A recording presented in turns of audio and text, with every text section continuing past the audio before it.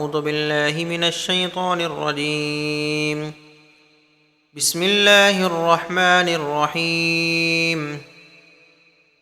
وإذ قال إبراهيم رب أرني كيف تحيي الموتى قال أولم تؤمن قال بلى ولكن ليطمئن قلبي قال فخذ أربعة من الطير فصرهن إليك ثم اجعل على كل جبل منهن جزءا ثم ادعهن يأتينك سعيا واعلم أن الله عزيز حكيم. مثل الذين ينفقون أموالهم في سبيل الله كمثل حبة أنبتت 7 سنابل في كل سنبلة 100 حبة والله يضاعف لمن يشاء والله واسع عليم. الذين ينفقون أموالهم في سبيل الله ثم لا يتبعون ما أنفقوا منا ولا أذى لهم أجرهم عند ربهم ولا خوف عليهم ولا هم يحزنون. قول معروف ومغفرة خير من صدقة يتبعها أذى والله غني حليم. يا أيها الذين آمنوا لا تبطلوا صدقاتكم بالمن والأذى كالذي ينفق ماله رئاء الناس ولا يؤمن بالله واليوم الآخر فمثله كمثل صفوان عليه تراب فأصابه وابل فتركه صلدا لا يقدرون على شيء مما كسبوا والله لا يهدي القوم الكافرين. ومثل الذين ينفقون أموالهم ابتغاء مرضات الله وتثبيتا من أنفسهم كمثل جنة بربوة أصابها وابل فآتت أكلها ضعفين فإن لم يصبها وابل فطل والله بما تعملون بصير. أيود أحدكم أن تكون له جنة من نخيل وأعناب تجري من تحتها الأنهار له فيها من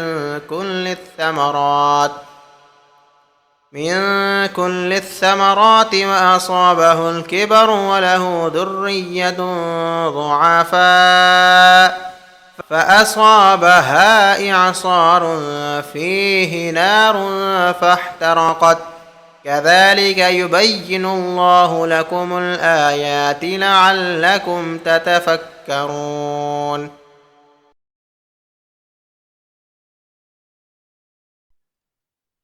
शुरू अल्लाह के नाम से जो बड़ा मेहरबान नहायत रहम वाला है।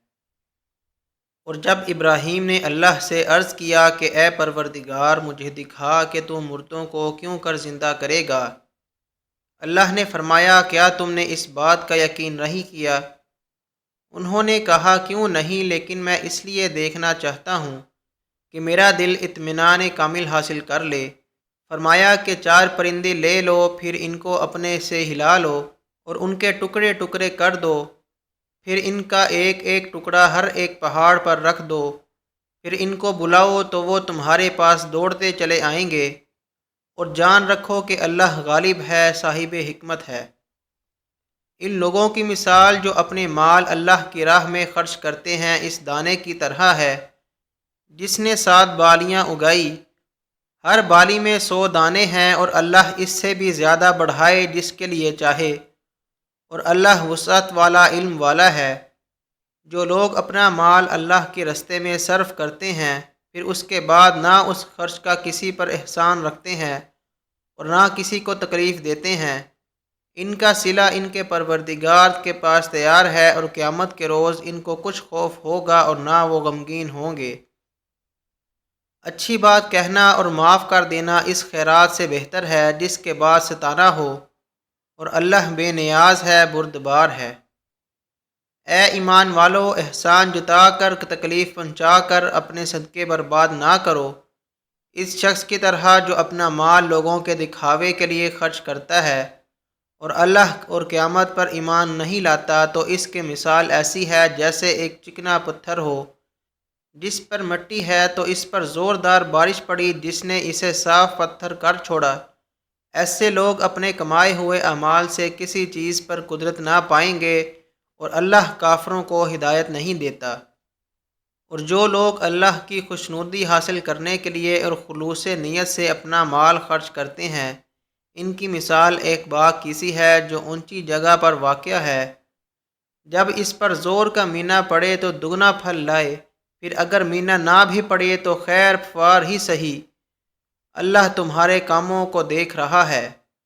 بھلا تم میں سے کوئی یہ چاہتا ہے کہ اس کا کوئی کھجوروں اور انگوروں کا باغ ہو جس میں نہریں بہہ رہی ہوں، اور اس میں اس کے لیے ہر قسم کے میوے موجود ہوں، اور اسے بڑھاپا آ پکڑے اور اس کے ننھے ننھے بچے بھی ہوں، تو ناگہاں اس باغ پر آگ کا بھرا ہوا بگولا چلے، پس وہ جل جائے۔ اس طرح اللہ تم سے اپنی آیتیں کھول کھول کر بیان فرماتا ہے تاکہ تم سوچو اور سمجھو۔